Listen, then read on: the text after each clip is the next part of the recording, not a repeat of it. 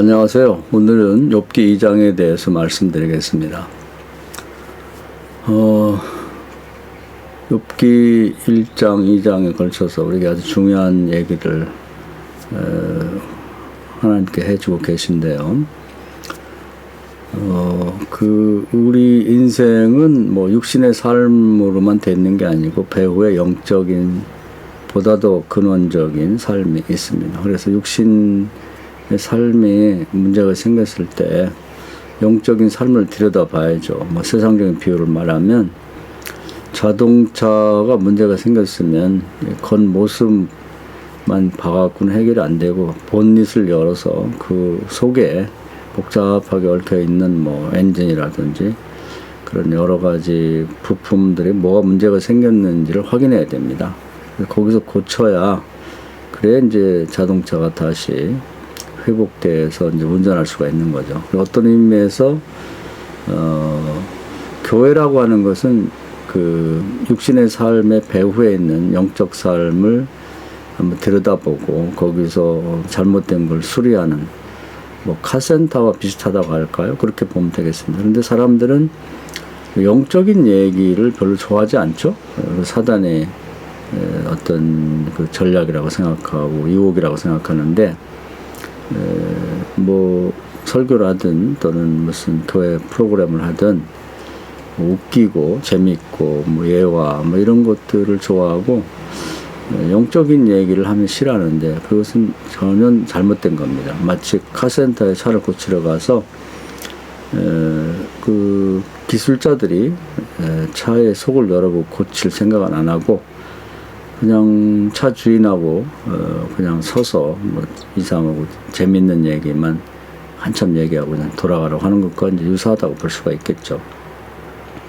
그래서 욥기를 이제 영적인 차원에서 봐야 됩니다. 그래서 욥의 육신의 생활은 뭐 아주 부족하며 풍족했죠. 재산도 뭐 많죠. 요즘 말하면 재벌 같은 정도의 재산을 소유했고 자식은 또 10명이고 아내는 처음에 잘 얻었던 것 같아요. 왜냐면 그 많은 재산을 관리하는 뒷바라지하고 많은 자식들 낳아서 잘 키웠으니까 뭐 아내의 역할이 컸겠죠.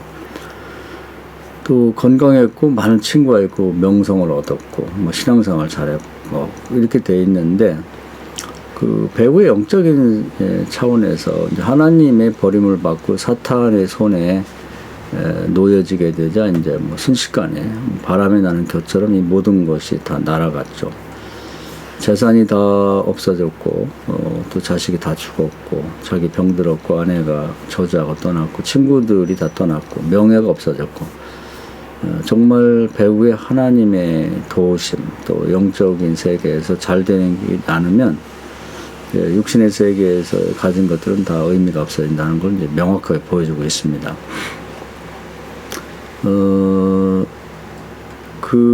이건 뭐, 신앙생활 잘한 사람을 뭐 하나님이 이렇게 내버려 두시지는 않는데, 이제 상상으로, 이제 문학 작품으로 그런 경우에 어떤 일이 벌어지겠나 하는 걸 보여주고 있습니다. 시대가 변해서 지금 구약이 아니죠? 구약은 하나님이 직접 이제 이 사람의 일에 개입하셨는데, 지금 예수님 시대가 지나고 지금 성령 시대입니다. 성령 하나님이라고 그러죠. 그래서 그냥 성령이라고도 하고, 하나님이라고 하도 성령 하나님이라고 이렇게 표현하기도 하는데 지금의 시대를 해서 다시 이것을 재해석하고 재구성해 보면 이제 영혼이 지금은 잘 되려면 성령의 도움을 받아야 됩니다. 성령이 충만한 상태에 있으면 영혼이 잘 되면 범사가 되고 강건하다. 모든 일이 합력해서 선을 이룬다. 이렇게 돼 있죠. 하나님의 보호 안에 있는 거죠. 그러나 이제 성령이 소멸되면 성령의 도움을 못 받는 거예요. 성령 하나님의 도움을 못 받으면서 욥과 같은 상태가 된다 하는 걸 꼭 기억해야 됩니다. 그래서 욥은 한 개인의 삶을 얘기했지만 이걸 좀 확대해서 초대교회로 돌아가 보면 성령이 소멸되고 나니까 내분이 일어나서 히브리파, 뭐 헬라파 교인들이 싸웠고 또 밖에서 이제 핍박이 들어와가지고 교회를 초토화시켰죠. 그래서 사도 요한의 형 사도 야곱을 데려다가 죽였고 또 리더격인 베드로를 잡아다 가뒀고 이렇게 해서 뭐 아주 난리가 났죠. 그래서 이게 왜 그런가 하고 이제 우리가 그 초대교회 사람들이 배워야 되고 본받고 따라야 될 예수님의 삶을 들여다보니까 예수님은 매일마다 이제 그 성령을 하늘로부터 기름 붓듯이 능력을 뭐 물 붓듯이 그렇게 부여받았죠. 자기도 받고 그다음에 자기가 사역할 곳을 위해서 성령을 구했죠. 그래서 뭐 가버나움에 간다 그러면 가버나움에 성령이 충만하게 한 다음 그곳에 가서 복음을 전하면 그 중에 이제 모여서 복음 듣는 사람 중에 믿음 있는 사람이 반드시 드러나게 되죠. 그러면 물어보시죠. 내가 너를 치유할 줄 믿느냐, 내가 너를 고칠 줄 믿느냐, 믿습니다. 그러면 네 믿음대로 되라. 그러면서 이제 두루 다니면서 악한 영을 물리치고, 악한 영을 물리칠 때 기본은 성령을 구하면 악령이 떠나죠. 그래서 영적인 분위기를 은혜롭게 만들고 그 안에서 이제 복음 전하고 믿음 있는 자를 치유하고 구원하는 그런 일을 하신 거죠. 두루 다니면 착한 일이라는 그런 것입니다. 그래서 뭐 세상적인 비유를 말하면 봄이 오면은 땅 속에 흙 속이죠. 사람 마음도 흙이나 마찬가지 마음 밭이니까. 봄이 오면 뭐가 들었는지 드러나는 것이죠. 그래서 잡초가 있으면 잡초가 이제 싹이 터서 나오고 알곡이 있으면 알곡이 드러나게 되죠. 그럼 알곡을 수확하면 되는 거죠. 잘 가꾸고 잡초는 제거하고 그런 식으로 보면 되겠습니다. 그래서 어떤 일이 성취될 때 이제 일단은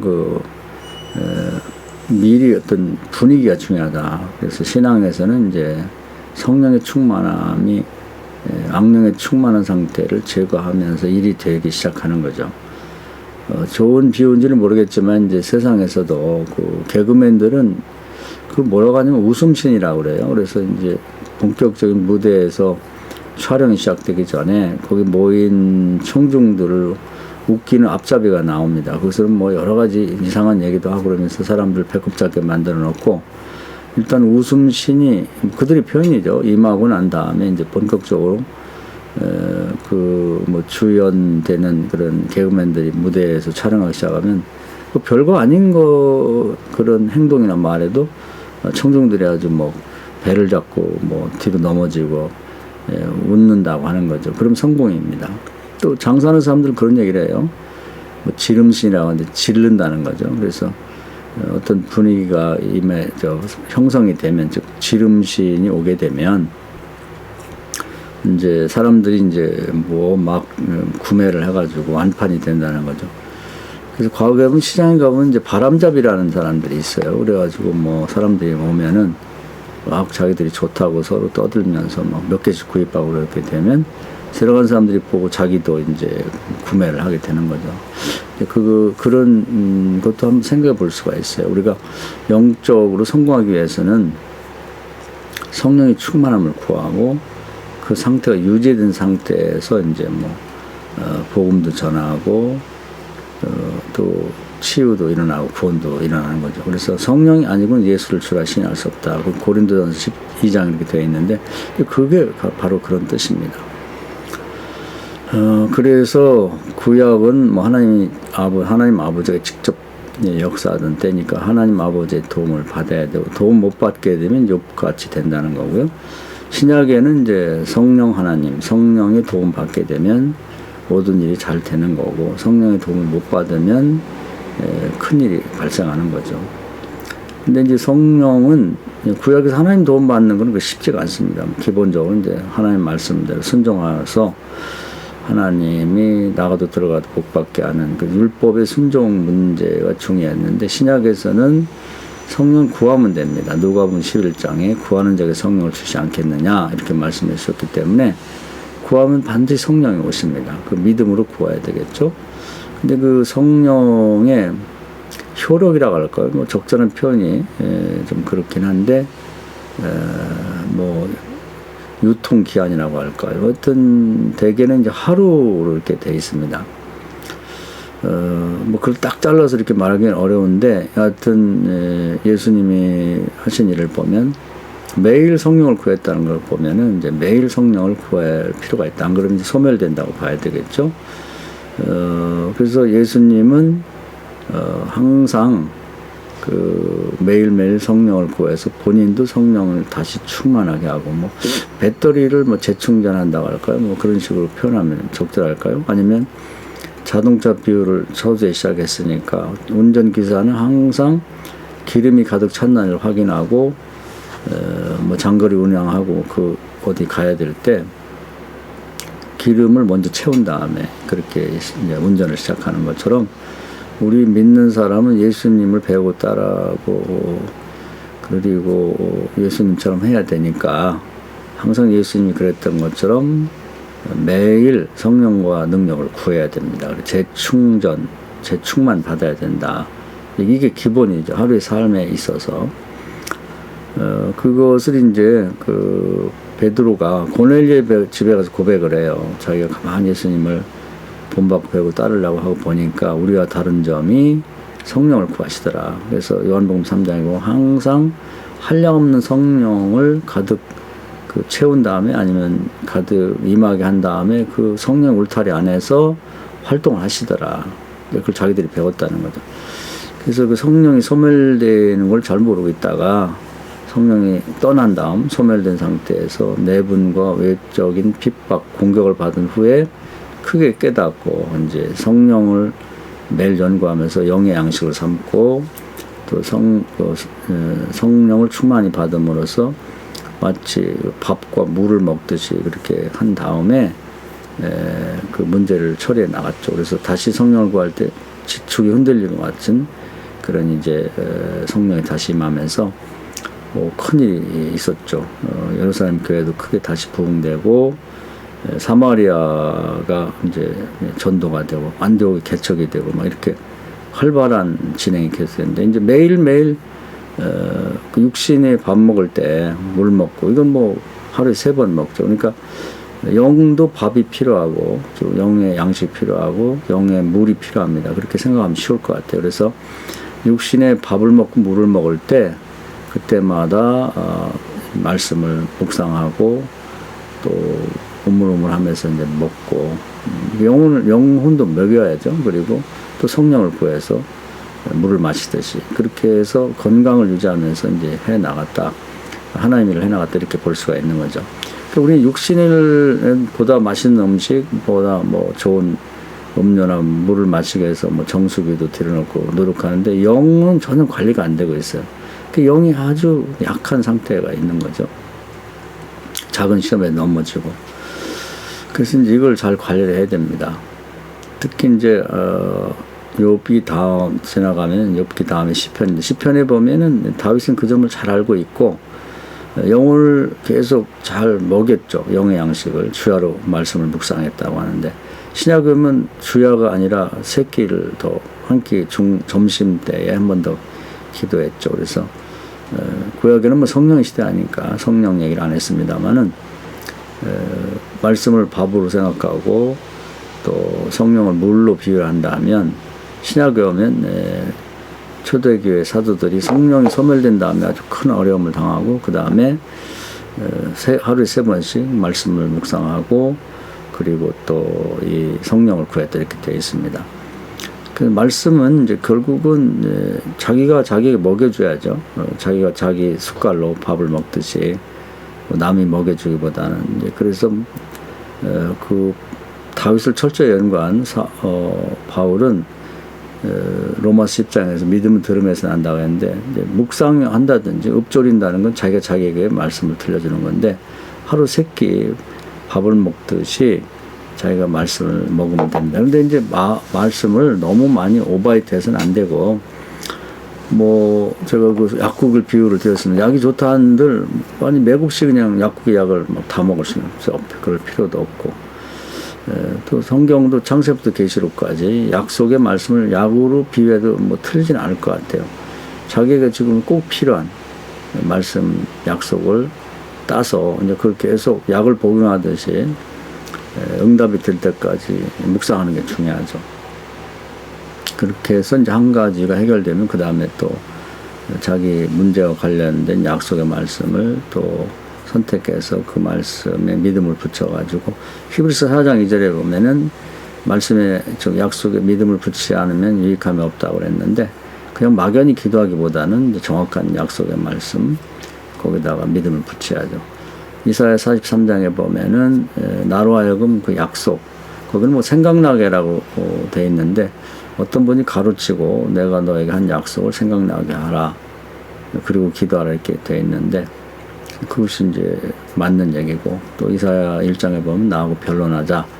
그러니까 하나님과 대화는 약속에, 즉 법에 근거한 법정에서 대화처럼 해야지 그냥 막연하게 주여주여만 한다고 되는 거 아니다, 그런 얘기죠. 그런 기도는 마태복음 6장 중언부언하는 기도다, 이렇게 주님이 책망하셨습니다. 그래서 정확한 기도의 내용을 알고 어떻게 하는지 그 과정을 정확하게 이해한 다음에 주도 면밀하신 하나님의 뜻에 부합되는 그런 기도를 하면 좋을 것 같고, 그래서 이제 영적 세계에서 영혼이 잘 되는 방법을 잘 이해하고, 구약에는 이제 하나님의 도움을 계속 받아야 되겠고, 그리고 신약에 와서는 이제 지금 성령 하나님의 도움을 받는 그것을 계속 해야 되고 그 관리를 해야 된다는 거죠.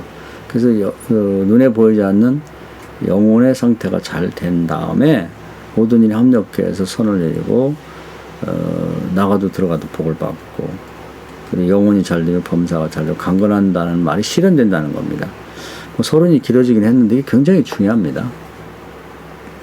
이 전까지의 말씀에는 이제 주로 육신의 삶의 차원에서 얘기를 했고, 그 욥기는 문학 작품입니다만 배후에 이런 육신의 삶의 배후에 영적인 세계에서 어떤 일이 벌어지고 있는지 하는 것은 이제 보여주고 있는 거죠. 마치 자동차가 고장났을 때 그 본넷을 열어서 그 내부에 복잡한 그 여러 기계 장치를 보여주는 것과 마찬가지입니다. 근데 사실 자동차 안에 있는 복잡한 것보다는 이제 신앙생활은 굉장히 단순합니다. 사실 진리라는 건 단순하고 쉽죠. 그걸 모르니까 문제가 돼요. 호세아 4장에 보면 내 백성이 지식이 부족해 망한다는데 이런 지식이 부족하다는 거죠. 그래서 이제 이 서론적인 말씀을 드리고요. 그러면 이제 이 신앙생활에서 뭐가 제일 중요하냐? 기도가 제일 중요하죠. 그건 예수께서 뭐 33년 사시고 맨 마지막에 6월절을 지키기 위해서 뭐 별명이 붙은 종려주일 날 예루살렘에 가서 성전에 들어가셨고, 거기서 하신 말씀이에요. 만민이 기도하는 집이다. 성전은 뭐 나머지들은 별로 중요하지 않다. 그래서 다 노권을 만들어 내쫓았는데 뭐 거기 장사치만 내쫓은 걸 돼 있는데 사실은 그 외에 모든 프로그램이 그렇게 중요한 게 아니에요. 한 가지만 하라면 기도해야 됩니다. 그래서 힘으로 능으로 되지 않는 일, 즉 하나님의 도움이 필요한 구원받을 일을 그 하나님의 신, 하나님 나라의 도움을 통해서 해결받는 걸 우리 구원이라고 합니다. 복이라고도 하고, 그것이 가장 중요하다는 거죠. 그래서 하나님 나라는 말에 있지 않고 능력에 있다. 백문이 불여일견이죠. 그래서 뭐 다른 시간에 어떤 설교가 가장 중요한가? 그것은 죽은 자가 살아나 보이는 것 같은 설교, 실제로 눈으로 보는 자리에서 그렇게 하는 게 가장 좋은 설교다. 다들 보는 앞에서 미문에 앉으며 일어나는 그것보다 더 좋은 복음은 없죠. 눈으로 또 귀로 또 실제로 보면서 듣는 복음이죠. 그래서 그런 것이 필요하다는 얘기를 드렸고요. 지금 이제 그래서 기도하는 가운데서는 이제 그 기도의 시작과 중간과 끝까지 되게 잘 갑니다. 그런데 그 입술 때문에 이제 망하는 경우가 많아요. 그래서 사탄은 귀신이기 때문에 우리보다 더 성경 말씀을 잘합니다. 그래서 이제 그 민수기 14장을 보면은 하나님이 내 귀에 들린 대로 해준다고 그랬는데, 그 기도 잘하고 나서 이제 그 입술로 범죄하게 만들어요. 사탄이가 뭐 다양한 종류의 사람들을 통해서 그 기도 열심히 하고 이제 며칠이면 응답받을 만한 사람들에게 찾아와서 유혹합니다. 그래서 이제 불신의 말을 내뱉게 되면 이제 그걸 그대로 언제 어디서 아무개가 이런 말로 불신앙적인 말을 했습니다. 일러 바치는 거죠. 고자질을 해서 그것을 무효하게 만들죠. 민수 6장에 보면 이제 그런 것들은 온전하지 못하기 때문에 무효가 되고 죄가 된다 이렇게 되어 있습니다. 그러면 그동안 기도했던 것이 공든타 무너지 다 무너지고 오히려 죄를 짓고 이제 구약으로 보면 속죄죄를 져야 되고 신약으로 보면 회개해야 됩니다. 그것이 반복되는 거죠. 그래서 이제 이런 경우에 이제 기도를 시작한 사람은 구하면 주신다고 했거든요. 성경에 구해도 안 준다는 말은 없습니다. 그러면 이미 구하는 거 응답 받은 거죠. 그런 다음에 이제 반드시 시험이 온다 이렇게 생각하고 가장 가까운 사람부터를 통해서 시험이 온다는 걸 생각하고 이제 답변을 준비해야 됩니다. 그런 시험이 왔을 때 대표적인 건 보면 아브라함이 로마서 4장에 한 그런 행동이 말이 가장 모델이 될 것 같아요. 바울이 구약을 철저히 연구했기 때문에 이 점에 대해서 명확히 알고 언급했습니다. 아브라함은 백사가 되어서 자기 몸이 죽은 것 같았지만 전혀 믿음이 떨어지지 않았다. 어떻게 그 믿음을 그렇게 지켰는가? 사람들이 소망에 대한 이유를 모를 때 미리 답변을 준비한 거죠. 약속하신 분이 또 이루실 것이다. 약속하신 분이라는 말 속에는 그분이 전능하신 분이니까 내 몸이 100살이 됐든 200살이 됐든 살리면 되죠. 그리고 결국 약속을 지킬 거다. 그렇게 말함으로써 그런 입술에서 불신앙적인 말이 나오도록 유도하는 자들을 물리쳤죠. 방어했다. 그 말이죠. 그럼 더 이상 말을 붙이지 못하고 이제 유혹자들이 떠나는데 그 유혹자들은 자기가 사탄에게 이용당한지도 몰라요. 나중에 이제 이제 대화를 나누는데 그때 그런 얘기 했나? 하고 자기도 모릅니다. 그러니까 기도하는 사람이 잘 알고 있어야죠. 그래서 결국은 어떻게 신앙을 생각과 말과 행동에서 기도하면서 끝까지 유지하겠는가 하는 것이 이제 중요하죠. 그걸 못하면 닫은 밥에 재포리지 되는 거고, 나는 괜찮겠지. 괜찮지 않습니다. 하나님이 명확하게 말씀하시고 실제로 사례가 있죠. 불신앙적인 말을 했던 20세부터 50세까지의 그 출애굽 백성들이 다 죽었어요. 끝까지 믿음을 지키고 불신앙적인 말을 내받지 않은 갈렙과 여호수아만 이제 가나안 땅에 들어가고 20대 미만의 이제 다시 태어난 아이들만 가나안에 들어갔죠. 그러니까 예외가 없다는 얘기입니다. 그래서 이제 여기 보면 욥이 그런 시험을 잘 통과했어요. 처음에는 내가 적신으로 저 빨가동이로 왔으니까 다시 빨가동이로 가는 게 맞지 않겠냐 그러면서 이제 자식과 재산이 다 없어진 거에 대해서 유혹해 올 때 그걸 이제 잘 방어했고요. 두 번째 아내가 또 가장 측근히 또 불신앙적인 유도를 말을 하도록 유도를 하죠. 사단이 이제 욥의 아내를 사용한 겁니다. 그랬을 때도 하나님께 복을 받으시니 화를 받는 것도 마땅치 않냐. 복을 받을 때는 왜 감사하고 화가 왔다고 해서 화를 내겠는가. 이렇게 말하면서 방어를 했습니다. 그런데 이제 구약의 끝에 보면 모든 걸 다 가르치고 최종적으로 하나님이 어디에서 믿음이 있는지 없는지 판가름하시냐면 구약성 끝에 말라기 3장 16절입니다. 가장 친근한 친구들과의 대화에서 믿음이 없는지 없는지 최종 점검하시다 이렇게 되어 있습니다. 그러니까 저는 목사입니다만은 목사들이 믿음이 있는지 없는지는 강단의 설교를 갖고 말할 수 없죠. 어디가 인사말 할 때는 아주 대단한 복음을 전하는 것 같은데 학교 동기 목사들을 만나가지고 가장 친한 친구를 만날 때 하는 대화 속에 그 목사들의 믿음이 있는지 없는지가 드러나는 거죠. 별소리 다 하는 사람 많거든요. 그런 다음에 거기서 마지막으로 하나님 기념책에 메모를 한다. 그렇게 되어 있는데, 주도 면밀하신 하나님의 입장에서 맞는 것 같아요. 정확하죠, 우리가. 아무리 부장을 내도 이 방법이 제일 맞는 것 같고, 교회에서는 어떠냐.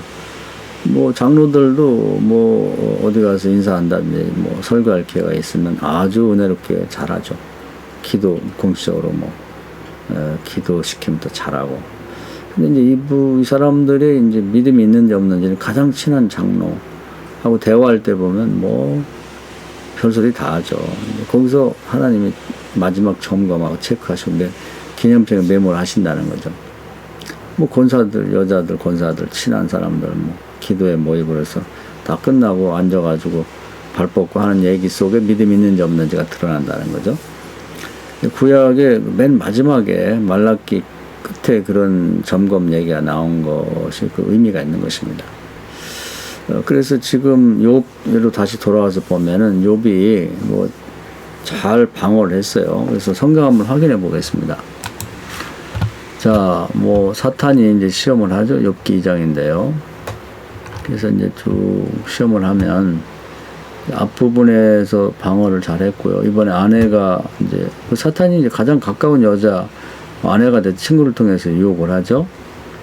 9절에 그의 아내가 그에게 이르되 당신이 그래도 자기 온전함을 굳게 지키느냐 하나님을 욕하고 죽으라. 아주 뭐 노골적으로 얘기하는 거죠. 분위기가 깜빡 정신 차리지 못하면 욕을 할 수밖에 없는데 뭐 베드로 전서에 소망 이런 상태에서 소망을 갖는 이유가 뭐냐? 그 묻는 자에게 답변을 준비하라 했는데 마치 준비한 것처럼 답변을 잘합니다. 그가 즉 욥이 이르되 그대의 말이 한 어리석은 여자의 말 같도다. 우리가 하나님께 복을 받았은즉 화를 받지 않겠느냐 하고 이 모든 일에 욥이 입술을 범죄하지 아니라 아주 잘했습니다. 그래서 이제 공식적으로 그 마치 아브라함이 주신 자도 하나님이시오 이루시는 분도 하나님이다. 약속하신 분도 하나님이고 이루신 분 하나님이다. 이렇게 잘 막은 것처럼 잘 막았는데 이제 말라기 3장에 이제 오게 됩니다. 이제 문제는 가장 친한 친구 3명은 이제 친구들이 욥을 위로하러 오다. 그때 욥의 친구 3명이 이 모든 재앙이 그에 내렸다면도 각각 자기 지역으로부터 이르렀으니 그러면서 이제 몇 명을 소개하고 있습니다. 자, 이제 이게 문제가 되는 거예요. 말라기 3장에 가장 친밀한 자의 그 대화.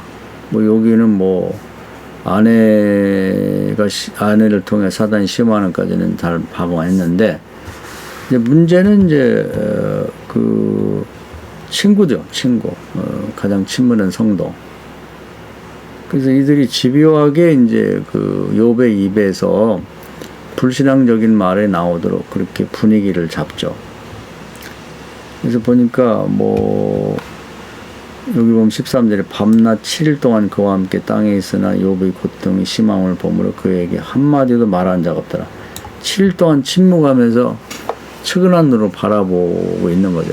분위기 뭐 아주 영적으로 겉보기에는 뭐 위로하러 온 것 같은데 이들은 이제 욥의 입에서 말라기 3장에 말씀한 거기 딱 걸리게 만들려고 그러죠.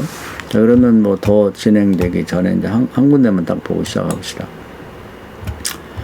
자, 보면은 이제 3장으로 가서요. 이제 욥이 7일 동안은 침묵하기다 첫 번째 말이 튀어나옵니다. 그 후에 욥이 입을 열어 자기 생애를 저자하니라. 딱 벌써부터 문제가 되죠? 이제 말라기 3장의 말씀에 딱 걸리게 됩니다. 자, 그러면 한번 그 성경, 구약 성경을 이제 총체적으로 말할 때, 그 말라기 3장이 얼마나 중요한지를 한번 성경을 찾아서 보겠습니다. 이건 확인해 보는 게 좋을 것 같아요. 한번 좀 시간이 걸리더라도 말라기 3장을 찾아봤습니다. 찾아서 한번 보도록 하겠습니다. 16절입니다. 그때 여호와를 경외하는 자들이 피차에 말하매. 이제 성경을 다 가르친 다음에 맨 끝에 있는 성경이죠. 그래서 하나님은 이제 믿음이 있는지 없는지를 이제 경외하는 자들, 이게 뭐 불신앙자들은 뭐 해당이 안 되는 거고요. 관심 바뀌고 믿는 자들 얘기입니다. 특히 겉보기에 이제 그 경외하는 자도 알려진 그런 사람들이죠. 피차 말하매. 이제 여기에서 믿음이 있는지 없는지를. 왜냐하면 이 속에서 진짜 속에 있는 그 바닥이 드러나거든요. 여호와께서 그것을 분명히 되죠. 분명히 하나님이 듣는 거죠. 분명히 강조하는 겁니다. 반드시 듣는다. 여호와를 경외하는 자와 그 이름을 존중히 여기는 자들을 위하여 여호와 앞에 있는 기념책에 기록한다. 그래서 거기다 최종적으로 믿음이 있는지 없는지, 기도 응답을 줄 건지 말 건지 하는 것을 이제 거기서 점검하고, 여기서 이제 뭐 믿음이 있다, 오케이, 사인이 떨어져 기록이 되면 그건 뭐 무조건 응답이죠. 그러나 여기서 마지막에 믿음 없는 얘기, 욥처럼 뭐 자기 이름을 태어난 생일을 저자 이렇게 나오게 되면 이것은 닫은 밥에 재 뿌리는 거나 똑같죠. 이제 무효가 돼버립니다. 이제 그걸 노리고 있는 거죠. 이 욥이 친구들이. 근데 그 친구들은 이용당하는 거죠. 사탄이 요 말씀에 욥이 딱 걸리도록 만들고 있는 것입니다. 그리고 저렇게 집요하게 달라붙으면 뭐 그 시험에 빠질 수밖에 없는 거죠. 그래서 여기 보면요, 뭐 잘 안 보여서 한번 옮겨보도록 하겠습니다. 그러면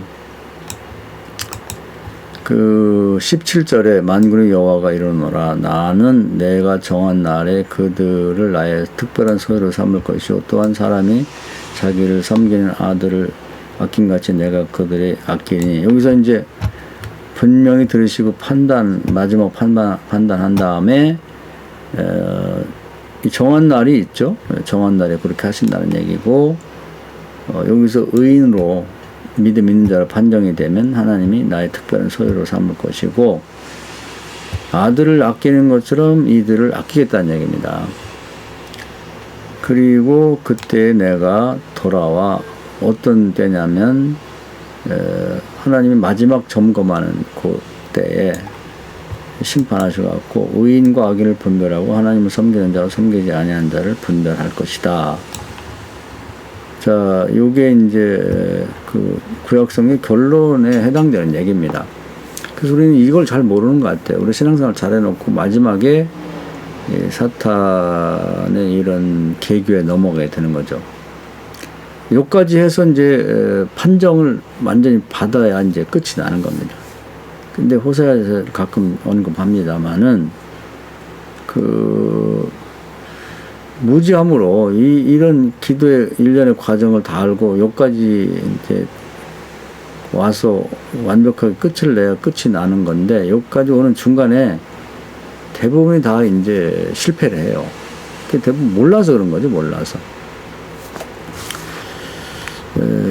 그런 점이 좀 안타까운 것 같습니다. 성경을 좀 알되 전체성을 알았으면 좋겠고, 기도도 좀 배워야 됩니다. 그냥 기도를 그냥 중언부언하고 말만 많이 한다고 되는 게 아니고 예수님이 마태복음 6장에 말씀했거든요. 그래서 시작도 정확한 자신의 문제와 관련된 약속과 절제를 찾아서 거기다 믿음을 붙이고 깨어서 기도하고, 기도하는 과정에서 이런 사탄의 주변 사람들을 위해서 통해서 이제 유혹하는 걸 잘 방어해야 되고, 마지막에는 반드시 가장 친밀한 자와 대화하게 만들면서 거기서 욥이 그 친구 3명이 멀리서 찾아와고 성의가 고맙죠. 근데 사실 사탄의 앞잡이로 온 거거든요. 여기까지 이제 이 시험을 이겨내야 비로소 응답이 오고 하나님의 기념죄에 이건 기도 응답추라고 하는 이제 그런 메모가 된다. 이렇게까지 이해를 하고 나가야 될 것 같습니다. 이 말씀이 굉장히 중요한데요. 이 말씀을 좀 잘 새겨 들으시고, 영혼이 잘 돼 범사가 잘 된다는 뜻도 그냥 그것만 알아서는 안 되고 성경 전체에서 무엇을 뜻하는지 그리고 그런 전례가 있는지를 찾아서 이해했으면 좋겠고, 그리고 이제 신앙생활에서 특히 기도하면서 교인이 해야 될 중에 가장 중요한 기도인데 무엇을 기도하고 그 과정은 어떤 그런 뭐 장애와 시험을 통과한 다음에 결국 응답까지 이르는지를 좀 잘 알고 신앙생활에서 기도를 잘 할 수 있다면 하늘의 모든 하늘 문을 열고 모든 것을 가져다가 활용할 수 있으니까 뭐 주님이 했던 일을 지금 우리가 할 수 있는 그런 사람이 될 수 있는 거죠. 이 말씀 은혜가 되길 바랍니다. 감사합니다.